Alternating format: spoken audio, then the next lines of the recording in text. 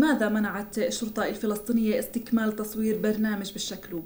لم نبلغ رسميا بأي سبب حقيقي، وإنما فقط تم تبليغنا أنه ممنوع التصوير بعد أن كنا قد طلبنا إذنا رسميا من القيادة العامة للشرطة بتصوير هذا البرنامج قبل البدء بتصويره أصلا. إذن كيف عالجتم هذه المشكلة؟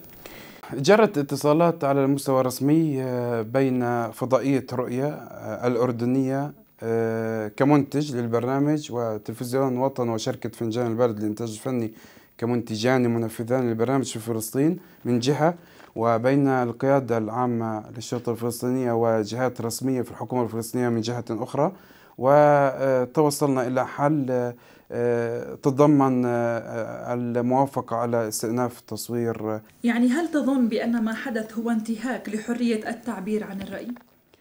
أتمنى حقيقة أن يكون ما حدث ليس سياسة منتهجة في لدى الشرطة الفلسطينية، وأعتقد أنه أمر طارئ وليست سياسة، والدليل أنهم قاموا بالسماح باستئناف التصوير، وتم حل بعض الأمور والإشكاليات التي كانت لها علاقة بطريقة تنفيذ البرنامج في الأماكن العامة، كونه برنامج جديد يقوم الصديق محمود رزق بتقديمه بطريقة جديدة وطريقة يعني مستحدثة في الشارع الفلسطيني.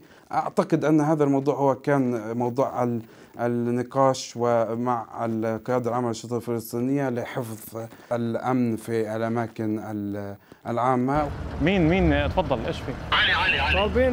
طالبينكم بعرفش والله، خليكم شوي هون نشوفوا شو بدهم. مين الشرطة؟ طب اعطينا اسم حدا اللي طالبنا عشان نحكي مع القيادة العامة. خاصات الشرطة بده عليه ويتوجه عند محمود، أنت كمقدم برنامج هل تعرضت لأي مضايقات من الشرطة أثناء التصوير؟